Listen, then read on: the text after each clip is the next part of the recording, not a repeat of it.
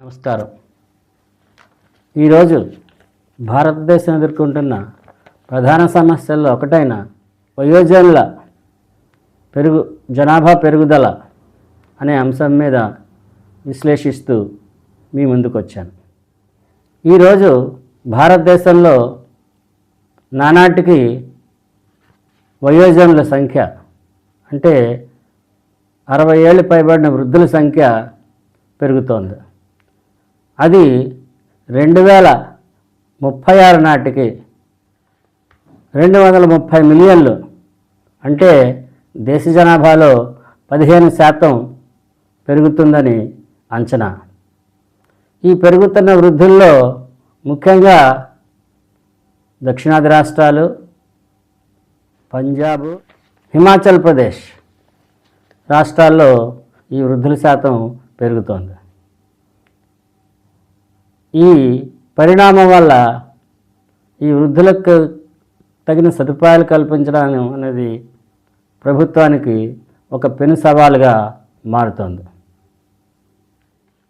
అసలు వృద్ధాప్యంలో ఎదుర్కొనే సమస్యలు ఏమిటి అని మనం విశ్లేషిస్తే, మొదట మానసిక సంబంధమైన సమస్యలు వృద్ధులు ఎదుర్కొంటారు. అవేమిటంటే మతిమరుపు, మాట తడబడడం, సరిగ్గా నడవలేకపోవడం, నిలబడలేకపోవడం, చేతులు కాళ్ళు వణుకు, అలాగే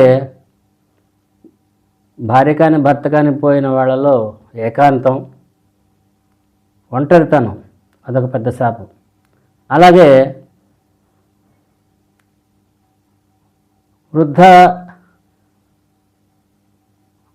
వృద్ధాప్యంలో ఉన్న మహిళలు, వితంతువులు తగిన ఆర్థిక సమర్థత లేక తమ కుటుంబ సభ్యుల మీద ఆధారపడి ఉండడం, తద్వారా వాళ్ళ నిరాదరణకు గురవ్వడం, ఇవన్నీ కూడా, అలాగే ఆర్థికంగా తగిన సమర్థత లేక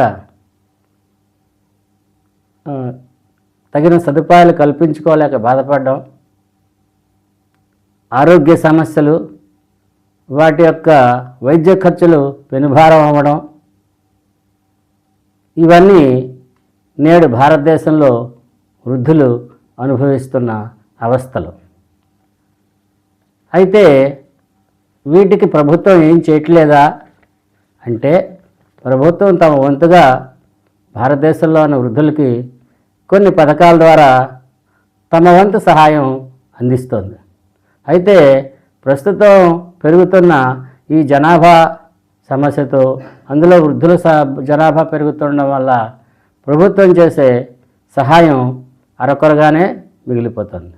అయితే ప్రభుత్వం ఈ వృద్ధుల పట్ల ప్రవేశపెట్టిన కొన్ని పథకాల గురించి, ఇందిరాగాంధీ జాతీయ పెన్షన్ పథకం అంటే, ఈ పథకం కింద దేశంలోని వృద్ధులందరికీ కూడా నెలవారీ కొంత నగదు ముట్ట చెప్పడం జరుగుతుంది. అందులో ఎక్కువగా మన ఆంధ్రప్రదేశ్లో 1500 నుంచి 4000 వరకు దేశంలోనే అత్యధికంగా పెన్షన్ ఇస్తున్న రాష్ట్రం మన ఆంధ్రప్రదేశ్. రెండో కార్యక్రమం integral programme of senior citizens, అంటే తమకంటూ చూసుకోవడానికి, సంరక్షణ చేయడానికి ఎవరూ లేని వృద్ధుల కోసం వృద్ధాశ్రమాలు ఏర్పాటు చేయడం. మూడోది national programme for the health care of elders, అంటే వృద్ధులకు ఆరోగ్య సంరక్షణ కోసం, మందుల పంపిణీ కోసం చేసే కార్యక్రమం.